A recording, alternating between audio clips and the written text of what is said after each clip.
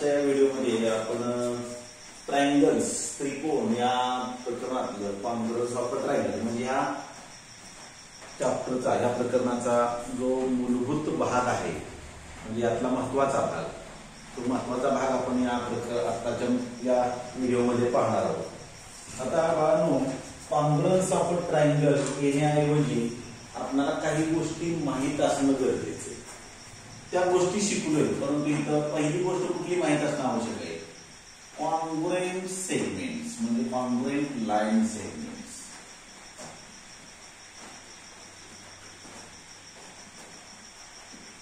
आता एकरूप रेषाखंड कुणाला म्हणायचं? एकरूप रेषाखंड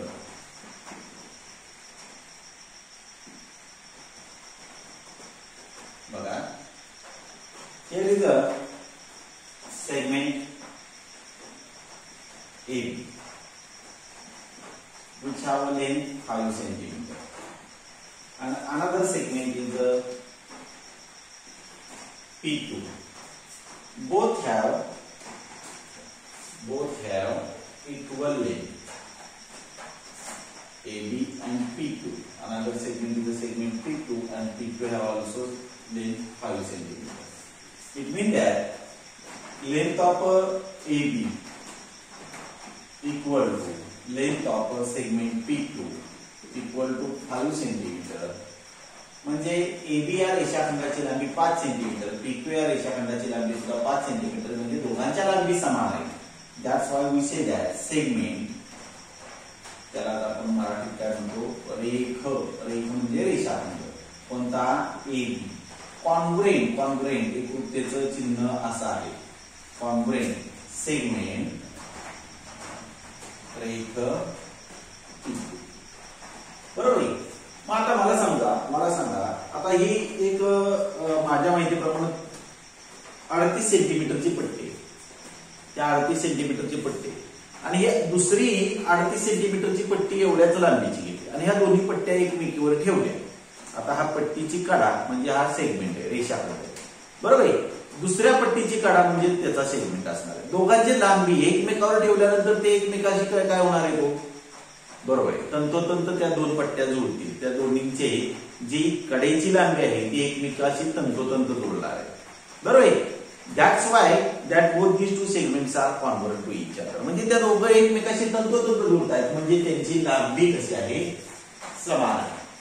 म्हणजे त्या दोन रेषाखंडाची लांबी कशी आहे, समान आहे। याची 38 सेंटीमीटर तर त्याही पट्टीच्या कडेची लांबी 38 सेंटीमीटरच आहे म्हणजे दोन्ही पट्ट्या एकमेकाशी तंतोतंत जुळणार आहेत आणि तंतोतंत एकमेकावर ठेवल्या तर तंतोतंत जुळणार आहेत म्हणजे याचा अर्थ त्या दोन्ही पट्टी एकमेकाशी एकरूप होतील। त्या दोन्ही पट्ट्यांच्या कडा म्हणजे ते सेगमेंट कसे होणार आहेत, एकमेकाशी एकरूप होणार आहेत। आता बाळांनो हे कॉन्ग्रुएंट सेगमेंट नंतर आपण दुसरा एक भाग बघितला होता माहितीये का, दुसरा भाग कॉन्ग्रुएंट अँगल्स। आता बाळांनो हे का घेतोय सेगमेंट आणि कॉन्ग्रुएंट अँगल्स म्हणजे एकरूप कोन हे का घेतोय मी, तर आपल्याला माहितीये कोणताही ट्रायंगल घेतला तर त्या ट्रायंगलचे एलिमेंट येतात। साइड ही एक प्रकारचा एलिमेंट आहे म्हणजे बाजू ही एक प्रकारचा त्या त्रिकोणाचा घटक आहे आणि कोन हा दुसऱ्या प्रकारचा घटक आहे।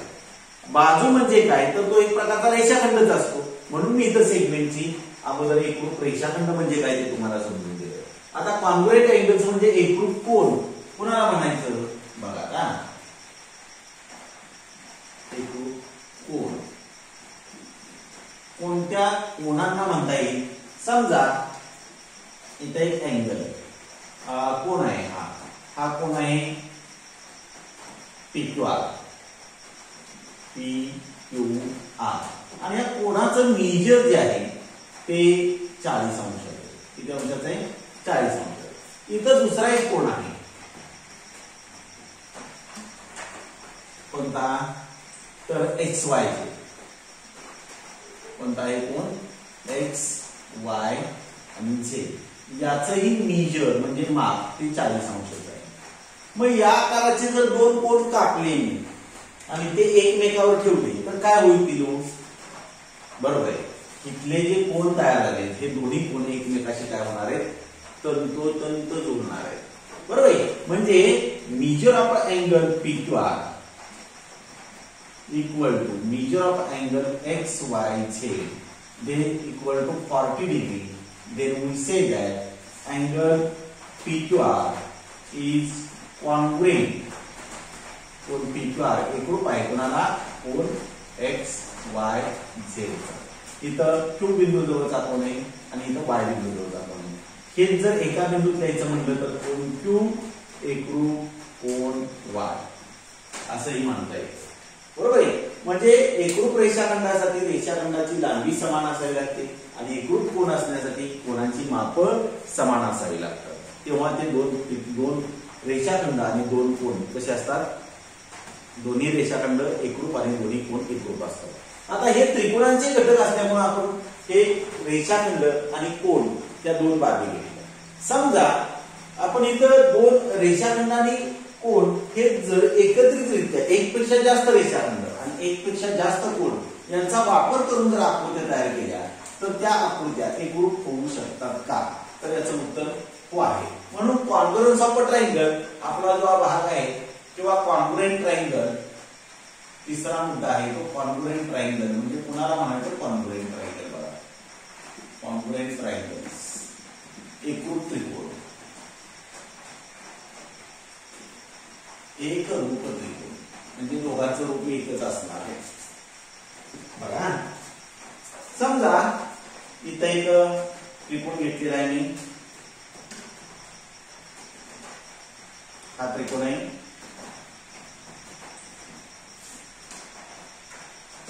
आणि हा दुसरा एक त्रिकोण.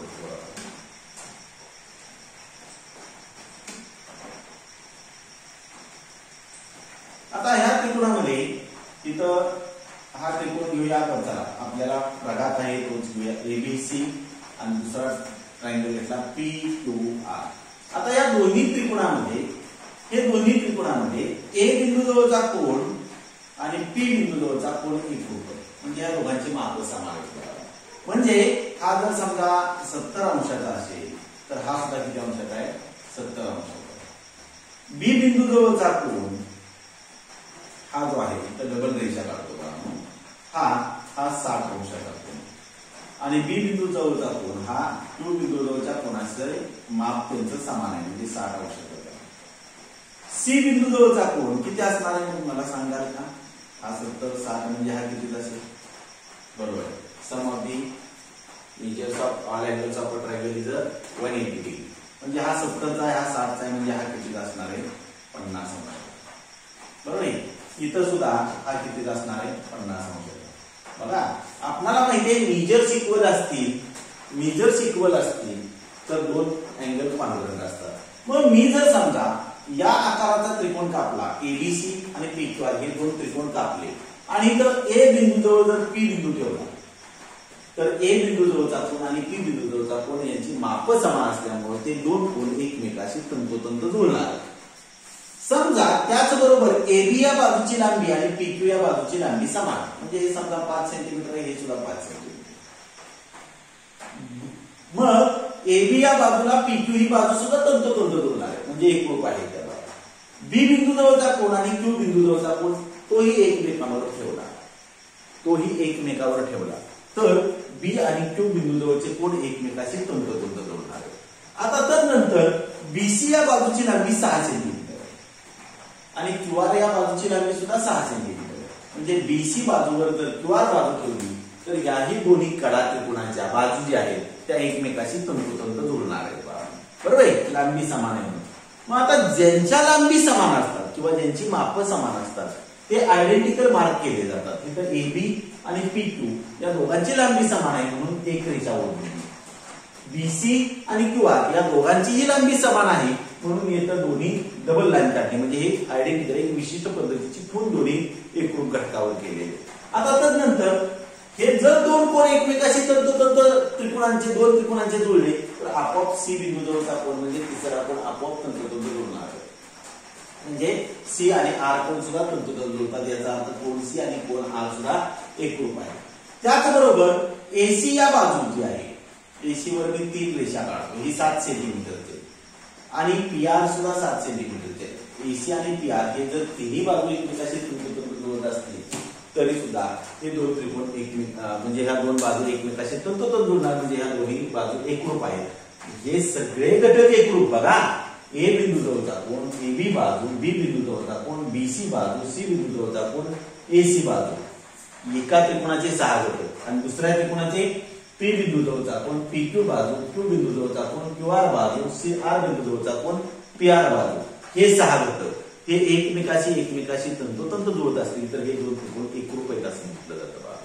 आता मग कसंही ठेवून चालेल का?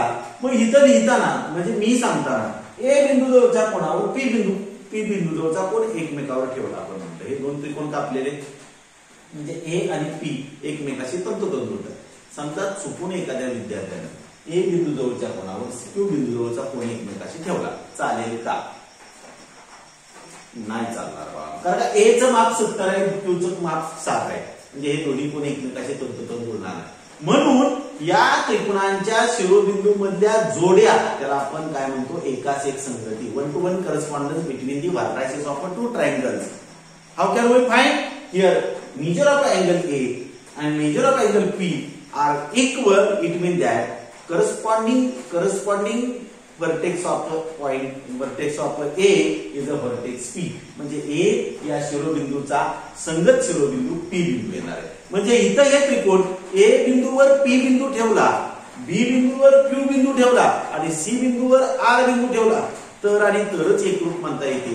तुम्ही जर उलट करायला गेला, A बिंदूवर Q बिंदू ठेवला, B बिंदूवर R बिंदू ठेवला आणि C बिंदूवर P बिंदू जर ठेवला तर हे दोन त्रिकोण एकमेकाशी तंतोतंत जुळतील का रे?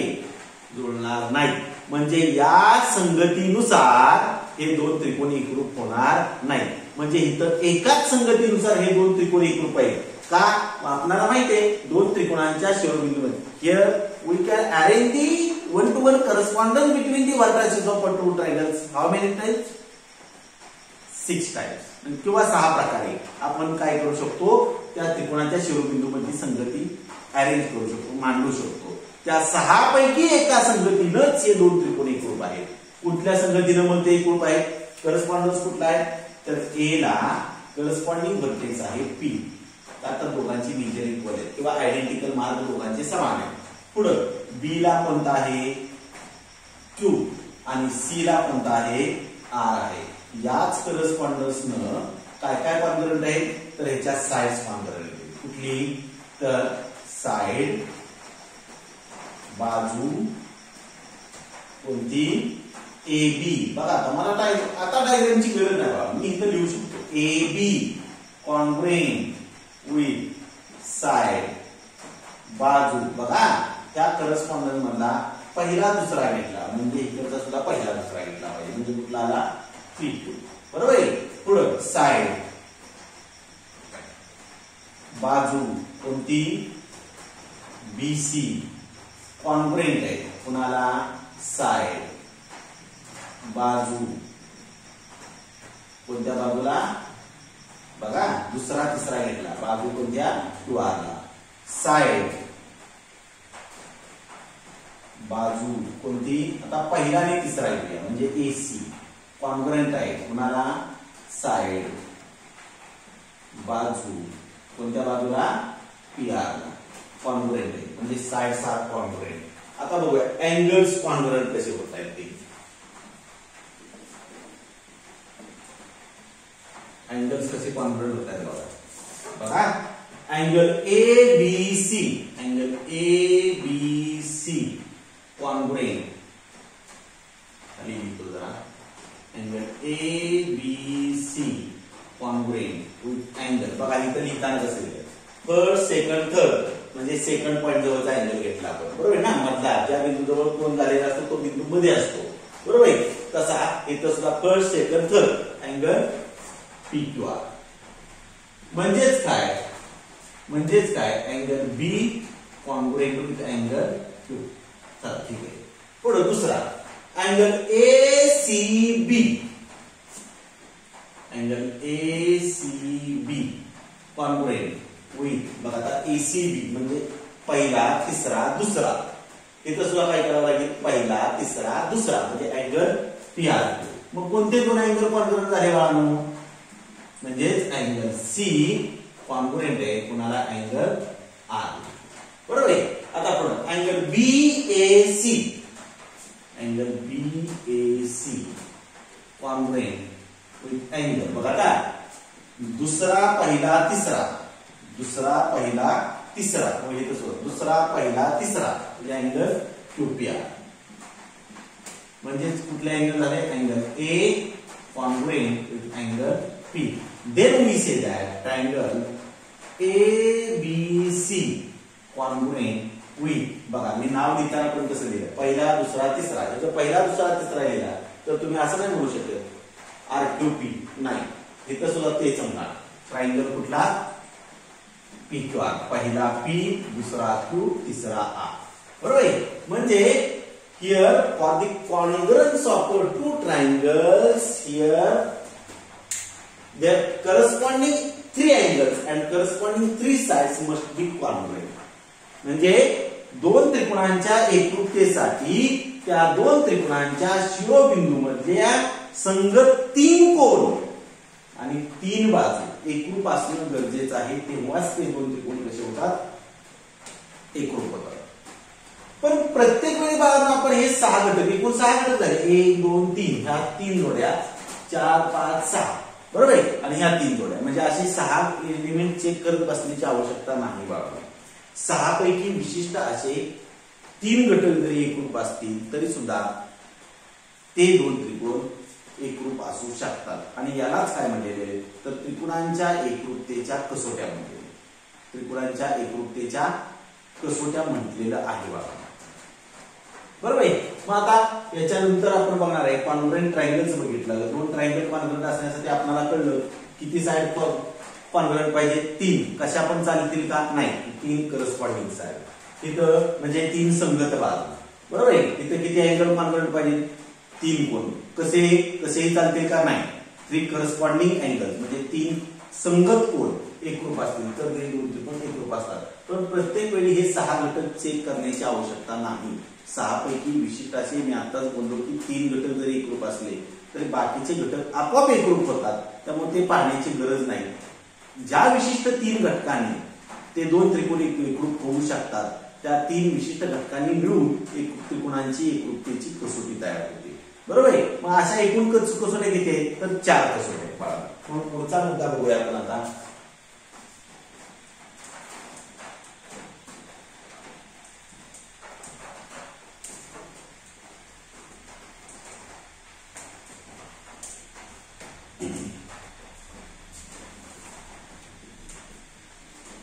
बरं, आपण एक टेस्ट पाहत जाणार आहोत बाळांनो.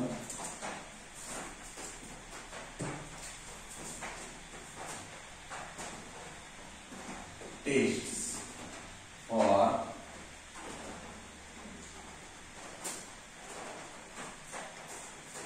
Congruence of a triangle.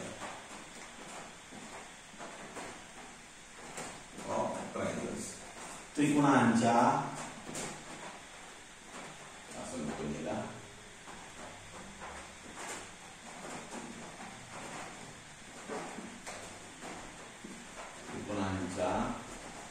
एकरूपतेच्या कसोट्या.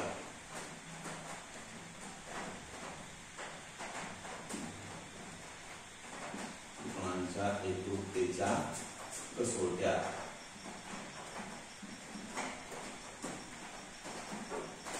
आता पहिली टेस्ट आहे, मी नाव लिहित नाही त्याचं बाळांनो. 2 ट्रायंगल घेऊया बाळांनो. आता खरं तर काय करायचंय, मी तर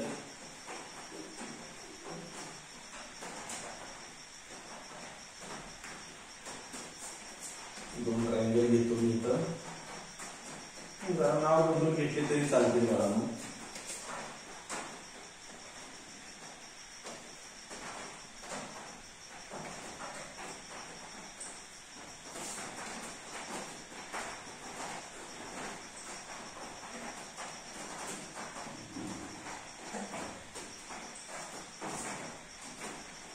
पहिला ट्रायंगल घेऊया आपण. काय नाव घेऊया? चला, डी ई एफ आणि इथं एल एम एन. आता यामध्ये काय बघा, ई पॉइंट जवळचा अँगल आणि एम पॉइंट जवळचा अँगल कॉन्व्हर्ट आहे म्हणून समान खुणा केलेली आहे. एफ ही बाजू आणि एम एन ही बाजू एकरूप आहे आणि हा एफ बिंदू जवळचा कोन आणि एन बिंदू जवळचा कोन एकरूप आहे.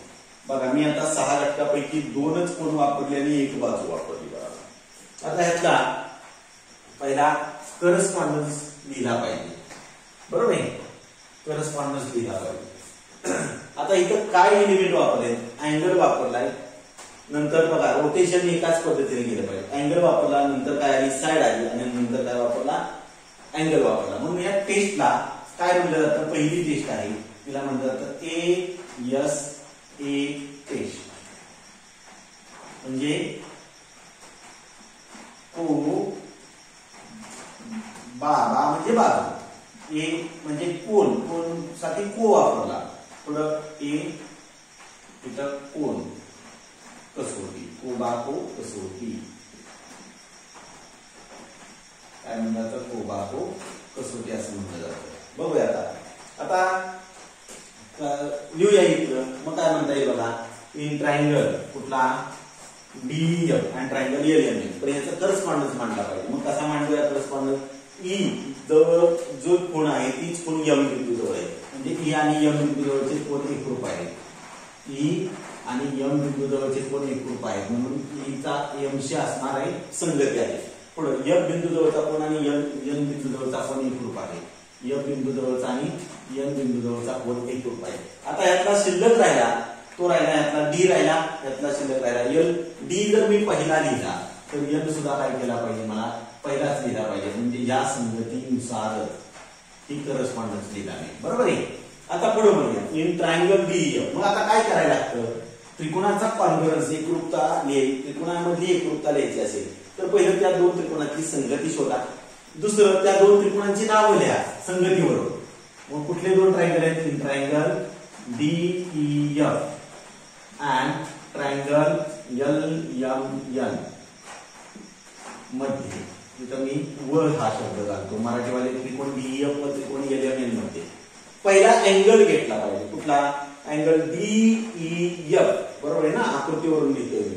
अँगल डीईएफ म्हणजे हा जर अँगल डीईएफ हा कॉन्ग्रुएंट आहे कुणाला, अँगल कुठला, आता इथं डीईएफ, डी पासून आलो, इथं कुठल्याही प्रकारची विशिष्ट पद्धतीची खूण नव्हती. ई बिंदू जी खूण आहे त्या खुणेकडे गेलो, परत डबल रेषेकडे गेलो आणि एफ कडे आलो, बरोबर आहे. तसाच चित्र सुद्धा यावं लागेल. एल खूण नाही, एम बिंदू जवळची आणि ई बिंदू जवळची खूण समान आहे म्हणून एम परत डबल लाईन आणि एल म्हणजे अँगल एलएमएन आला. आता हा हे दोन गोष्टी एकरूप आहेत. पुढं आता तदनंतर याच्यानंतर पुढे येऊया की डबल लाईन आली म्हणजे ही साइड आहे. कोणती साइड, कोणती ईएफ म्हणजे साइड, बाजू, कोणती ईएफ कॉन्ग्रुएंट आहे कुणाला, साइड, बाजू, कोणती, इथं बघा ईएफ जी वर जी कोण आहे तीच कोण कुठे आहे, एमएन वर आहे म्हणजे एमएन ला कॉन्ग्रुएंट. पुढं आता दुसरा अँगल आता इथं डी पासून सुरुवात करतो. डी पासून कोण नाही, गोल आहे तिथं आलो एफ आणि डबल लाईन आणि ई म्हणजे क्रम ठरला अँगल डी एफ ई. आता याच पद्धतीने या आकृतीमध्ये आलं पाहिजे. या आकृतीत कसं येणार तुम्ही, एल गोलाकडे जायचंय, बरोबर आहे, गोल परत डबल लाईन आणि एम म्हणजे अँगल एल आणि M. So triangle DEF is congruent with triangle LMN by which test, ASA test. म्हणजे कुठली, को बा को कसोटी. ही कसोटी ही कोबाको कसोटी. कुठली कसोटी, कोबाको कसोटी. मग पाहलो त्याची डेफिनेशन. आता एक टेस्ट केली त्याच्यानंतर इथं डेफिनेशन मी इथं जागा ठेवली होती, त्यासाठी इथं व्याख्या द्यावी लागेल तुम्हाला, बरोबर आहे. सगळा पूर्ण ही एक एक मुद्दा झाल्यानंतर तुम्ही सगळं इथं व्याख्या द्यावी लागेल. ही व्याख्या पुस्तकात तुमच्या दिलेली आहे. आता माझ्याकडे जी जुनी व्याख्या आहे ती देण्याऐवजी तुम्हाला पुस्तकात ती, कारण तुम्ही जर बरेचशा विद्यार्थ्यांसाठी काय होतं, जमलिंग होतं. त्यासाठी मी काय करतो, पुस्तकातली जी व्याख्या सांगतो. बघा, पूर्वी व्याख्या काय होती, पूर्वीची व्याख्या जरा किचकट होते, त्या सोप्या करण्याचा प्रयत्न त्या तुमच्या पुस्तकात केले. पूर्वी काय होती, for the given correspondence between the vertices of two triangle if two angles of one triangle and side included by them is congruent with the two corresponding angles of another triangle and side included by them, then the two triangles are congruent by ASAT.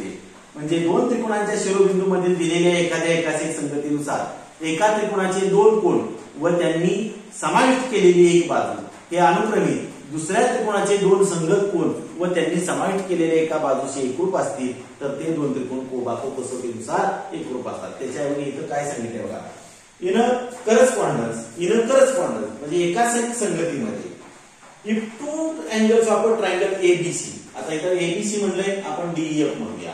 If two angles of a triangle DEF are equal to two angles of a triangle LMN and the sides included by the respective pairs of angles are congruent, then the two triangles are congruent by ASA test. बघा इथं काय सांगितलंय ती व्याख्या बघा. In correspondence if two angles of a triangle, आता ABC म्हणू नका कारण का व्याख्येमध्ये तिथं एबीसी वापरले, परंतु मी इथं डायग्राम मध्ये डीईएफ वापरले म्हणून तुम्ही डीईएफ हा ट्रायंगलचं नाव वापरा. In correspondence if the two angles of a triangle DEF are congruent with the two angles of a triangle LMN and the sides included by the respective pairs of angles are congruent, then the two triangles are congruent by ASA test.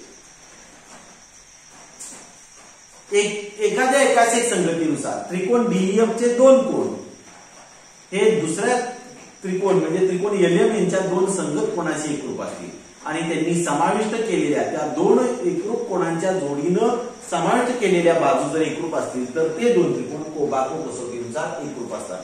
मग आता कसं लिहायचं, पहिलं टेस्टचं नाव, परत व्याख्या लिहा, परत diagram करा. आता तुमच्या पुस्तकामध्ये हा पार्ट दिलेला नाही, परंतु हा पार्ट का लिहावा, त्याच्या पाठीमागचं कारण असं की इथं जर तुम्ही कसोटीमध्ये लिहायला शिकला तर उदाहरणं लिहायला फारशी कठीण जाणार नाही. उदाहरणामध्ये परत एकरूप घटकांच्या याद्या कराव्या लागणार आहेत आपल्याला, म्हणून हे लिहा आणि नंतर आपण त्याच्या पुढची कसोटी बघूया. कुठले तर बा कसोटी. कुठली कसोटी तर बा कसोटी. उसोय टेस्ट नंबर 2.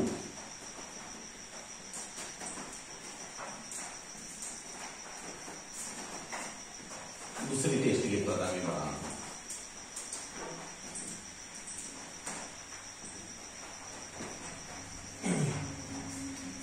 सेकंड टेस्ट आहे.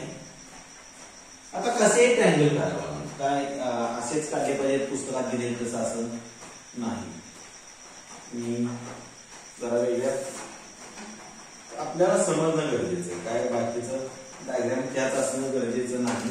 हा, उदाहरणाच्या डायग्राम मात्र त्याच असल्या पाहिजे. तुम्ही वेगळ्या काढायला गेलात तर चालणार नाही बाळांनो, कारण का उदाहरणामध्ये जी डायग्राम आहे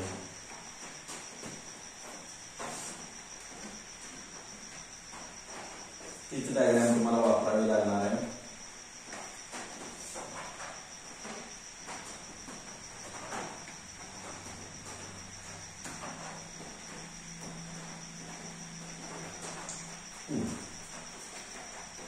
तर आता त्यांनी वापरते तीच नावं वापरूया बघा.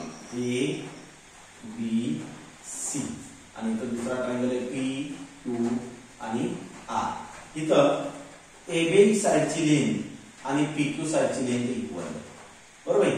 बी पॉइंट जवळचा अँगल आणि क्यू पॉइंट जवळच्या अँगलची मेजर्स म्हणजे माप समान आहे, बरोबर आहे. बीसी ची जेवढी लांबी आहे तेवढीच क्यू आर ची लांबी आहे, बरोबर आहे. मग आता इथं करस्पॉन्डन्स दिला पाहिजे. ज्यावेळी एकापेक्षा जास्त कोन वापरले जातात बाळांना त्यावेळी करस्पॉन्डन्स लिहिणं खूप सोपं जातं. म्हणजे दोन कोन जर असतील तर करस्पॉन्डन्स लिहिणं सोपं आहे. म्हणून एएसए टेस्ट मध्ये करस्पॉन्डन्स पटकन मांडता आला. इथंही मांडताना फारसा कठीण आहे असं नाही. मी अगोदर इथं सगळे घटकांची यादी करतो, मग नाव आणि व्याख्या बघूया आपण बाळांना, बरोबर आहे. मग आता इथं अगोदर सगळं पूर्ण झाल्यानंतर तुम्ही द्या. मी काय करतोय मध्यामध्ये भाग पाठीमागे होतो, कारण का शिकवताना मला डायरेक्ट सांगून व्याख्या आकृती हे असं सांगणं म्हणजे ते माझ्या बुद्धीला पटत नाही. डायग्राम वरून पहिले एलिमेंटची म्हणजे घटकांची यादी करणं, त्याच्यावरून व्याख्या तयार करणं आणि मग ती कसोटी कोणती आहे, काय घटक वापरले ते पाहणं. बरोबर आहे. चला ठीक आहे. मग आता इथं बघूया. इथं एक तरी अँगल कॉन्व्हर्ज दिलेला आहे. कुठला अँगल दिलेला आहे? इथं बी आणि क्यू पॉइंट जवळचा अँगल कॉन्व्हर्ज दिलेला, म्हणून मी बी आणि क्यू लिहितो. बी आणि क्यू लिहिला. बरोबर आहे.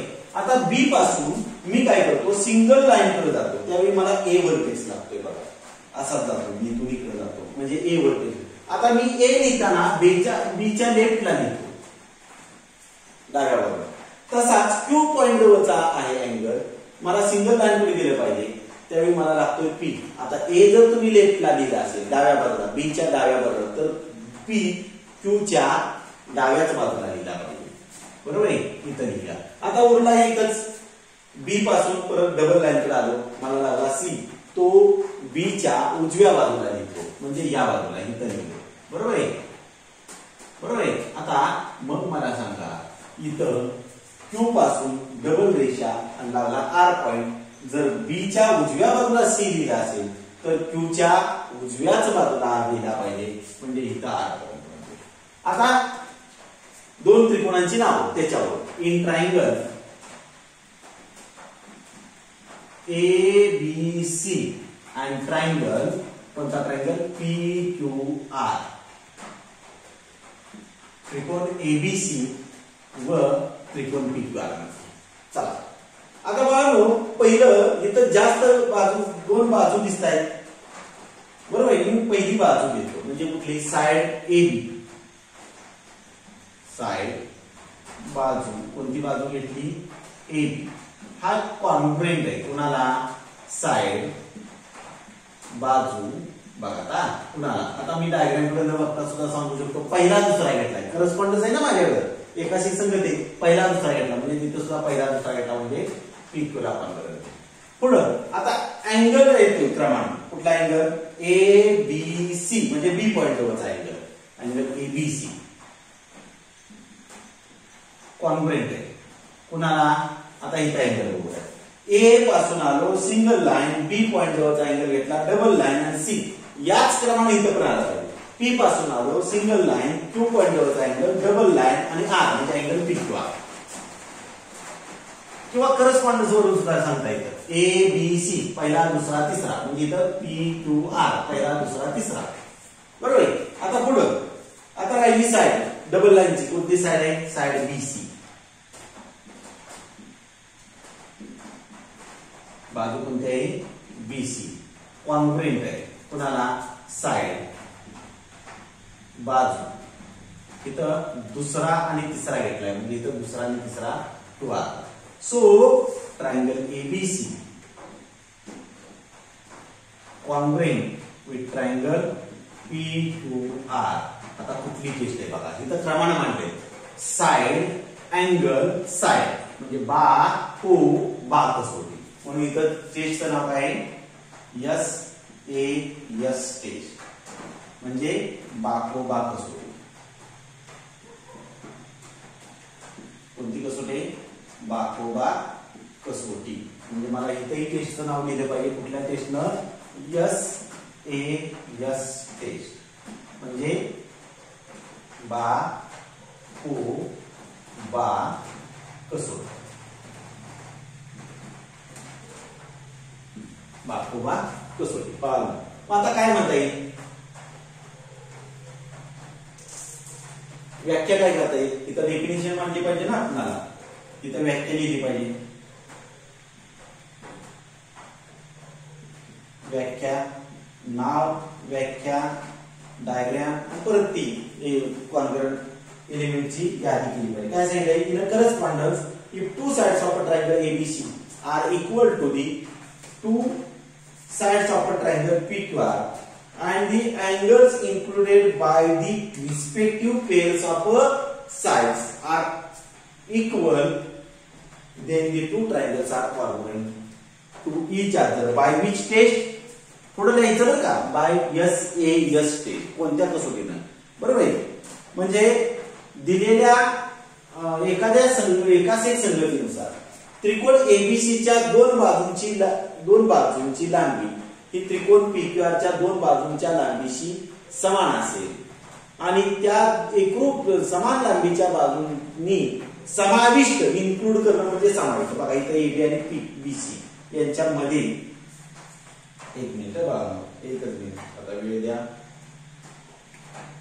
हा, इन्क्लूडचा अर्थ समाविष्ट असा आहे. इन्क्लूडचा अर्थ कसा आहे, समाविष्ट आहे. कशी समाविष्ट आहे तर या एबी आणि बीसी ज्या दोन बाजू एकरूप आहेत त्याच्या मधला कोन म्हणजे त्यांनी समाविष्ट, त्या दोन बाजूंनी तयार केलेला कोन, तिथं सुद्धा पीक्यू आणि क्यूआरने तयार केलेला क्यू बिंदूचा कोन हे कॉन्ग्रुएंट आहे.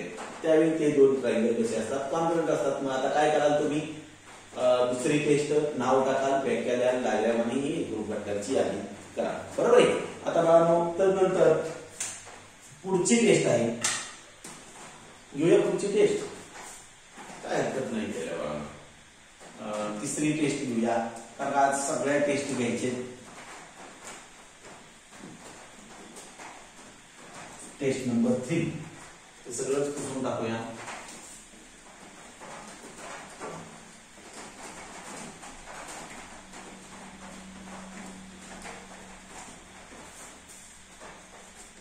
टेस्ट नंबर 3 आहे. तिसरी टेस्ट जी आहे ती नाव लिहित नाही, डेफिनेशन द्यायला जागा ठेवतो. बरोबर.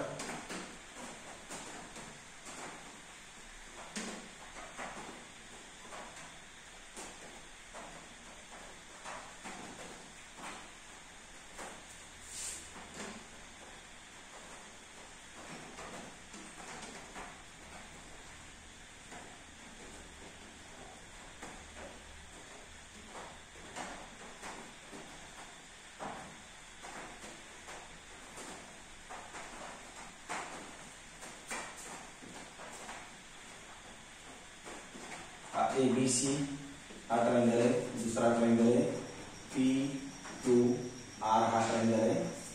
बघा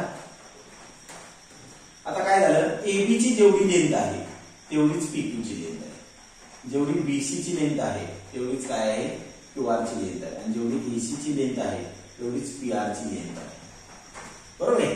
म्हणजे तिन्ही साइडचा वापर केला, तिन्ही साइडचा वापर केला म्हणून ह्या टेस्टला म्हणतात यस टेस्ट, म्हणजे साइड साइड साइड टेस्ट, म्हणजे बा कसोटी, बा कसोटी, बरोबर आहे. आता बघूया करस्पॉन्डन्स घेऊया. आता मी इथं स्टार्टला A पॉइंट घेतला, यातला A घेतला, तर आता तुम्ही A कसा घेतला तर सिंगल लाईन ट्रिपल लाईन याच्या मधला पॉइंट घेतला, म्हणजे इथं सिंगल लाईन ट्रिपल लाईन मधला कुठला पॉइंट घेईल PA, बरोबर आहे. आता A नंतर सिंगल लाईन कडे जातो मी, म्हणजे मला व्हर्टेक्स लागतोय B, तसा P नंतर मी सिंगल लाईन कडे जातोय म्हणजे व्हर्टेक्स येतोय Q. आता मी B पर्यंत आलो, B पासून मी डबल लाईन कडे जातोय, मला व्हर्टेक्स लागतोय C. आता मी A लिहिताना A च्या उजव्या बाजूला B लिहिला, त्यामुळे P च्या उजव्याच्या बाजूला Q लिहावा लागला. आता B नंतर डबल लाईन येतोय, डबल लाईन येते, नंतर C व्हर्टेक्स येतोय. C काय करतो मी B च्या परत राईट साइडला लिहितो, बरोबर आहे. मग आता इकडे जर B च्या राईट साइडला लिहिला असला तर Q च्या राईट साइडला मला लिहिला पाहिजे, ह्यातला राहिला कुठला राहिलाय R, म्हणजे Q नंतर डबल लाईन परत R, ही हा करस्पॉन्डन्स आला ह्यातला, बरोबर आहे. So in triangle ABC and triangle PQR, त्रिकोण ABC व त्रिकोण PQR मध्ये आता सगळ्या साइड्स आहेत बाळांनो. पहिली साइड कोणती AB वर जी कोण आहे ती इथं कुठं कोण आहे PQ वर, म्हणजे साइड AB म्हणजे बाजू AB ही एकरूप आहे कोणाला तर साइड बाजू कोणत्या बाजूला PQ ला, बरोबर आहे. पुढे साइड बाजू कोणती BC, डबल लाईन आहे ना इकडे BC, कॉन्ग्रुएंट आहे साइड बाजू कोणत्या बाजूला तर दुसरा तिसरा घेतला होता तिथं म्हणजे इथं सुद्धा दुसरा तिसरा घ्यावा लागेल म्हणजे कुठला वार पुढं साइड बाजू कोणती आहे एसी एकरूप आहे कोणाला साइड बाजू बघा एसी म्हणजे पहिला आणि तिसरा घेतला तिथं सुद्धा मला पहिला आणि तिसरा घ्यावा लागेल म्हणजे पीआर सो आता तीन विशिष्ट घटक एकरूप झाले म्हणजे तीन अँगल तीन साइड कॉन्ग्रुएंट असतील तर अँगल पाहण्याची आवश्यकता नाही इथं बाळांनो म्हणून ट्रायंगल एबीसी इज कॉन्ग्रुएंट एकरूप आहे कोणाला गडबडीत ट्रायंगल पीक्यूआर कोणत्या टेस्टनुसार तर टेस्टचं नाव लिहिले आपण कुठली टेस्ट आहे ती साइड साइड साइड टेस्ट म्हणजे बा बा बा कसोटी कुठली कसोटी बा बा बा कसोटी आहे बरोबर आहे तर याची व्याख्या काय बघा व्याख्या लिहिली पाहिजे in a correspondence if three sides of a triangle ABC are equal to three sides of a triangle PQR, then the two triangles are congruent by yes test. जर एखाद्या संगतीनुसार त्रिकोण ABC च्या तीन बाजू या दुसऱ्या त्रिकोण PQR च्या तीन बाजूंशी समान लांबीच्या असतील तर ते त्रिकोण ABC आणि त्रिकोण PQR हे बाबा कसोटीनुसार एकरूप असतात व्याख्या लिहावी लागेल रिपीट करू काही गरज नाही मला वाटतंय in a correspondence if three sides of a triangle ABC are equal to three sides of a triangle PQR then the two triangles are triangle ABC and triangle PQR are congruent by which test yes test म्हणजे एखाद्या संगतीनुसार त्रिकोण एबीसीच्या तीन बाजू या त्रिकोण पीक्यूआरच्या तीन बाजूंची लांबी या त्रिकोण पीक्यूआरच्या तीन बाजूंच्या लांबीशी समान असेल तर त्रिकोण एबीसी व त्रिकोण पीक्यूआर हे बा कसोटीनुसार एकरूप असतात बरोबर आहे व्याख्या नाव व्याख्या डायग्राम करून ती एकरूप घटकांची आहे बरोबर आहे आता बाळांनो नंतर चौथी कसोटी आहे यामध्ये एक कसोटी शिकवलेली नाही बाळांनो एएस किंवा एसए टेस्ट ती दिलेली नाही की आपण नंतर गरज वाचल्यानंतर बघूया बाळांनो आता आपल्याला चौथी टेस्ट बघूया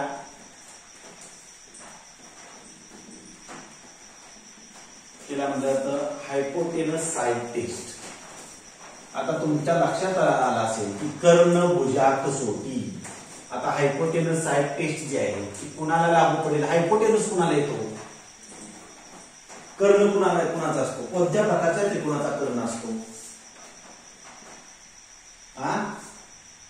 काय बोला ना जरा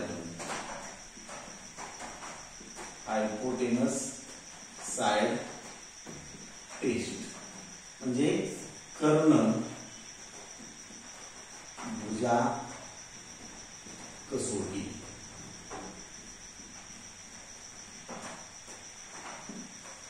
कुणाचे असते बघा हा बरोबर आहे कोणतरी बोललं बघा कसला ट्रायंगल असणार आहे बरोबर आहे कसला राईट अँगल ट्रायंगल असणार आहे बघा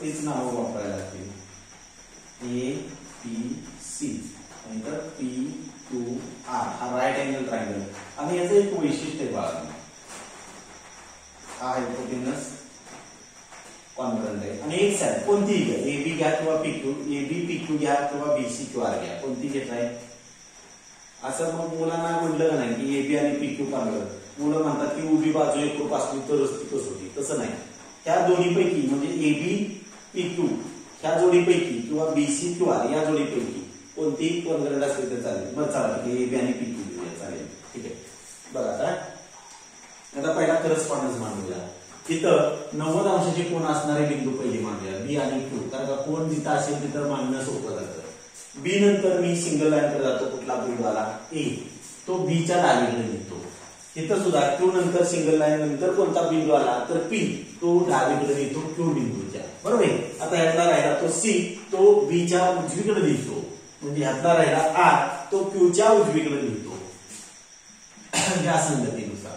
आता संगती मी शक्यतो बदलली नाही बाळा, नावासारखी संगती ठेवली कारण ते समजायला पटकन समजावं एवढंच माझा उद्देश होता. नाहीतर तुम्ही म्हणाल सर सोपं सोपं करताय तुम्ही. नाही, माझ्या म्हणण्याचा उद्देश एक आहे की तुम्हाला पटकन लक्षात यावं म्हणून. पण आता मग इन ट्रायंगल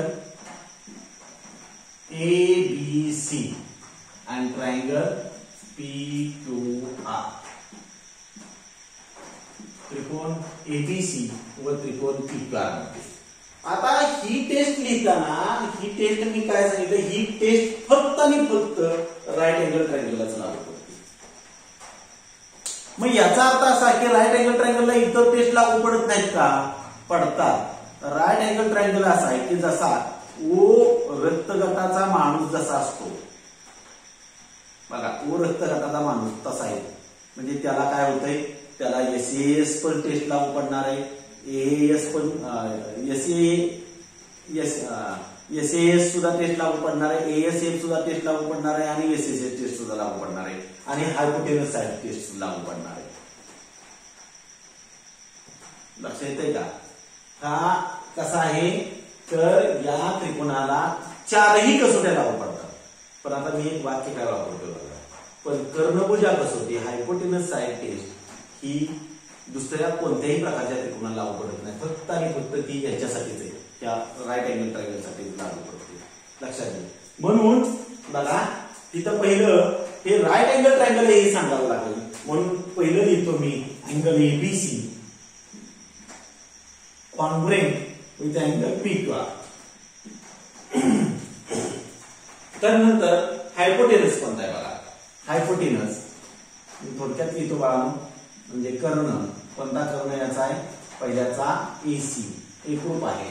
कुणाला तर हायपोटेनस कर्ण कोणत्या कर्णाला तर PR ला एकरूप आहे. बरोबर आहे. आता साइड, एक साइड कोणती साइड आहे तर साइड बाजू, कोणती बाजू AB घेतली, ही कॉन्ग्रुएंट आहे. आता AB म्हटल्यानंतर पहिला आणि दुसरा, मग तिथं सुद्धा पहिला आणि दुसरा घेतला पाहिजे. साइड बाजू कोणत्या बाजूला PQ ला. So triangle ABC congruent with triangle PQR bye which taste, बरोबर आहे कुठली, हायपोटेनस साइड टेस्ट. म्हणजे कर्ण भुजा कसोटी. कोणती कसोटी, कर्णभुजा कसोटी. बरोबर आहे. मग आता याची डेफिनेशन काय आहे, इथं याची जी व्याख्या आहे ती व्याख्या काय आहे, व्याख्या बघा. If in triangle ABC and triangle PQR, त्रिकोण ABC व त्रिकोण PQR मध्ये angle B and angle Q are right angles. कोण B आणि कोण Q हे काटकोन असतील. आता B आणि Q काटकोन पाहिजेत का? नाही. त्यातला या तीन शिरोबिंदूपैकी कुठलाही एक शिरोबिंदू 90 जवळ 90 अंशाचा कोन झाला पाहिजे. म्हणजे ए जवळ असं काही नाही तर मुलं बघा एक वेगळाच अर्थ मनात करून बसतात. नाही नाही, बी जवळचा असेल तर, Q जवळ असेल तर, असं नाही बघा. त्या डायग्राम वरून सांगितलंय बी आणि Q बिंदू जवळचे कोण 90 म्हणून तिथं ते शब्द प्रयोग वापरलाय. तर कदाचित समजा तिथं ए आणि पी जर 90 अंशाचे कोण दाखवले तर ए आणि पी म्हणलं असतं. बरोबर आहे. पण राईट अँगल पाहिजे. बरोबर आहे. In triangle ABC and triangle PQR, angle B and angle Q are right angles. Hypotenuses are equal and one corresponding side. ज्यावेळी त्यांनी म्हणले AB equal to PQ, then the two triangles are triangle ABC and triangle PQR are congruent by hypotenuse side test. त्रिकोण ABC व त्रिकोण PQR मध्ये कोण B व कोण Q हे जर काटकोन असतील, त्यांचे कर्णांची लांब्या जे आहे ते समान असतील आणि जर AB आणि PQ या दोन बाजूची लांबी जर समान असेल, AB आणि PQ असलं पाहिजे असं एक आम्ही मला स्पष्ट केलंय. BC आणि QR असतं तरी चाललं असतं. AB आणि PQ या दोन बाजूंची लांबी समान असेल तर ते त्रिकोण ABC आणि त्रिकोण PQR हे एकरूप आहेत कोणत्या कसोटीनं कर्णभुजा कसोटीनुसार। अशी तुम्ही इथं व्याख्या द्या, डायग्राम काढा आणि त्याच्या खाली एकूण घटकांची यादी करा। त्या 4 टेस्ट आणि कॉन्फरन्स ऑफ ट्रायंगल हा जो पार्ट आहे हा तुम्ही पूर्ण कराल तर तदनंतर जर प्रॅक्टिस सेट 3.2 मध्ये गेला तर प्रॅक्टिस सेट 3.2 मध्ये तिथं आयडेंटिकल मार्क विशिष्ट पद्धतीच्या खुणाने डायग्राम दाखवलेले आहे आणि त्या डायग्राम वरून तिथं फक्त ते त्या डायग्राम कोणत्या टेस्टनं कॉन्फरन्स आहे ती डायग्राम काढा, जिथं टिंब दिले ते टेस्ट तिथं भरा आणि ते दोन त्रिकोणांचे म्हणजे प्रश्न 3.2 जो आहे 3.2 मधला पहिला प्रश्न आहे तो तुम्ही याच्यानंतर सोडवाल ही अपेक्षा आहे आणि सोडवा नव्हे सोडवलाच पाहिजे। तर नंतर मग आपण पुढचे जे प्रश्न आहेत ते पुढचे प्रश्न आपण पुढच्या व्हिडिओमध्ये पाहूया।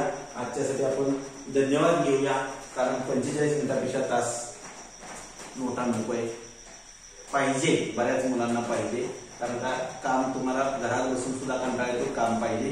तर बाळांनो ह्या 4 test congruence of triangle 4 test आणि प्रॅक्टिस सेट 3.2 मधला क्वेश्चन नंबर 1 तुम्ही सोडवा यापेक्षा पुन्हा सांगतोय चॅनलला लाईक करा, सबस्क्राईब करा, बेल आयकॉनला क्लिक करा आणि जर तुम्हाला हा व्हिडिओ आवडला तर या व्हिडिओची लिंक तुम्ही तुमच्या इतर मित्रांना शेअर करायला सांगा, त्यांनाही लाईक करायला सांगा, सबस्क्राईब करायला सांगा आणि त्याचबरोबर